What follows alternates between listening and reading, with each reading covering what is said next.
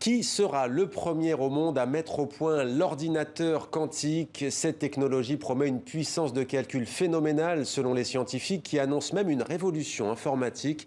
Ça tombe bien, nous recevons l'un des meilleurs spécialistes de la discipline, le mathématicien, docteur en informatique, Frédéric Magnès. Bonsoir. Bonsoir. Soyez le bienvenu sur TV5 Monde. Vous êtes professeur au Collège de France où vous occupez la chaire annuelle informatique et sciences numériques. Et votre leçon inaugurale, ce n'est pas un poisson d'avril, ce sera après-demain, jeudi 1er avril au Collège de France, à huis clos, hélas forcément toujours en raison de cette pandémie. On verra tout à l'heure quel en est le thème, on peut déjà dire algorithme quantique. Alors d'abord, pour commencer, s'il vous plaît, de la manière la plus simple possible, qu'est-ce qu'un ordinateur quantique ? Alors, un ordinateur quantique n'existe pas, comme vous l'avez dit, et c'est un ordinateur qui tirait profit des paradoxes de la physique quantique pour calculer beaucoup plus vite. Donc, il y a des paradoxes qui sont surprenants en physique quantique. Est-ce qu'on pourrait les utiliser de façon calculatoire? C'est une vieille question des années 80. Ouais. Alors, c'est quoi la différence entre un ordinateur quantique et un ordinateur classique qu'on a à la maison?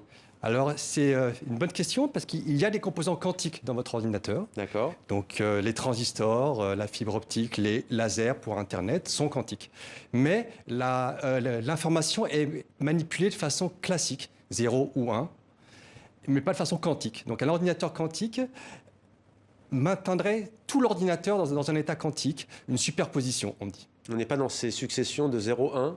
On est des successions, non, on est dans des superpositions, c'est-à-dire qu'on n'a pas décidé encore si on était 0 ou 1. Ouais, superposition des états quantiques. D'ailleurs, il y a une unité que je ne connaissais pas, les qubits, c'est ça, voilà. Q-U-B-I-T-S. Quantum bit, bit quantique, qui sont effectivement l'unité quantique du bit 0-1. Ouais. Alors concrètement, à quoi ça pourrait servir ? Alors, à quoi ça pourrait servir? Alors, ce qui est intéressant, c'est qu'au début, on ne savait pas trop à quoi pouvait ça servir.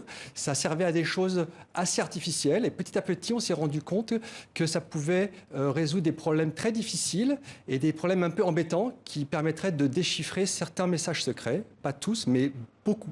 Ouais, mais le champ d'application, alors, ce serait quoi? Ce serait la médecine? Ce serait la recherche Alors ça, c'est un sujet difficile. Ouais. Il faut dire que les applications seraient en fond partout où on utilise déjà l'informatique, car tout un tas de petites procédures pourraient être accélérées.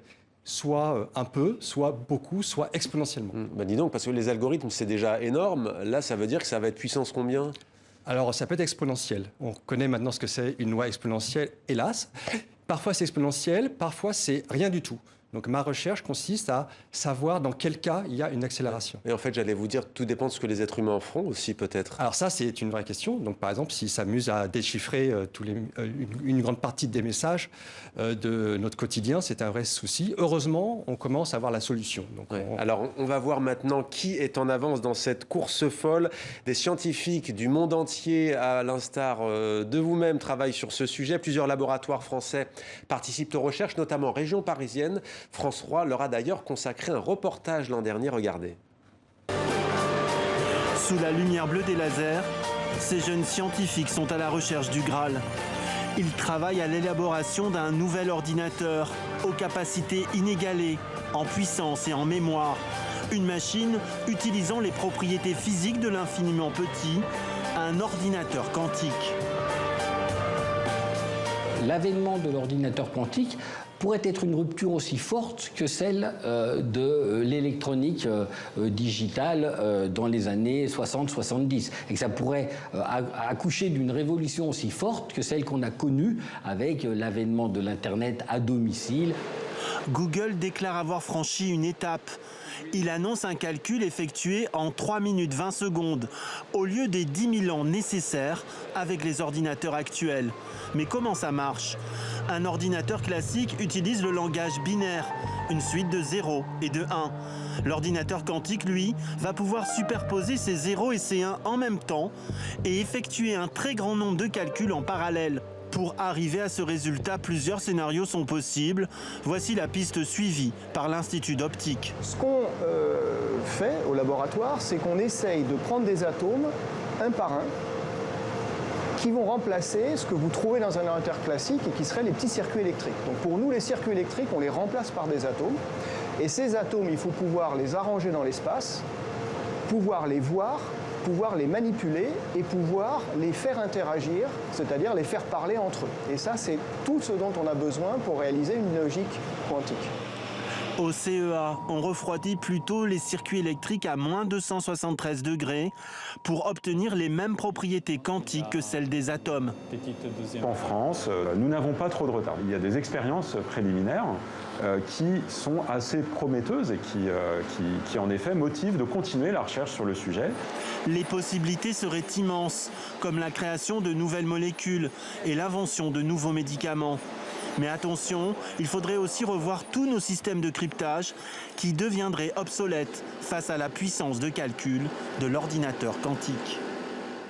Frédéric Magnès, Google a revendiqué donc cette prouesse, 3 minutes 20 secondes au lieu de 10 000 ans.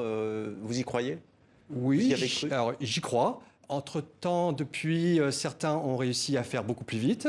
Certains pensent qu'ils pourraient même le faire en quelques heures. Donc, la prouesse est quand même extraordinaire. Ce qui est intéressant, c'est qu'avec ces premiers prototypes, au fond, je ne sais pas trop ce qu'on pourrait faire. Je sais ce qu'on pourrait faire avec un ordinateur quantique complet, mais avec ces premiers prototypes, on ne sait pas. Et c'est là que la recherche commence. Ouais.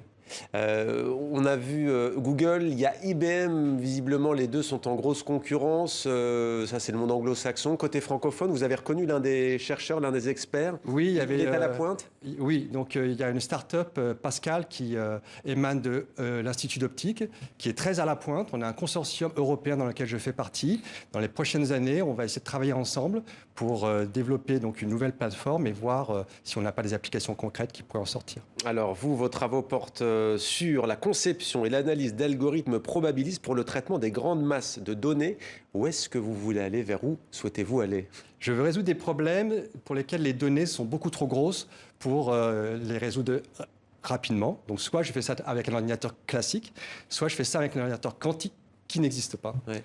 Mais aujourd'hui, vos élèves, quand on fait des études en mathématiques, en physique quantique, avec cette application informatique, ça tend vers quelle carrière, en fait, concrètement? Alors, jusqu'à maintenant, ça tendait plutôt vers la recherche, mais il y a énormément de débouchés maintenant en ingénierie, énormément de start-up se créent.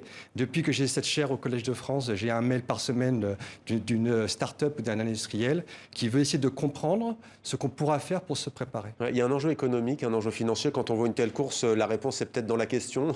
Il y a un enjeu, mais il n'est pas déterminé. C'est un peu comme l'intelligence artificielle. Il y a 20 ans, on ne savait pas trop ce qui se passerait. L'informatique quantique aussi. Tant qu'on n'a pas l'ordinateur, on ne pourra pas faire les expériences. Alors, leçon inaugurale après-demain, donc jeudi, algorithme quantique quand la physique quantique défie la thèse de Church-Turing. Church plus loin, Turing. Le plus simplement, est-ce que vous pouvez nous dire en quoi va consister votre leçon?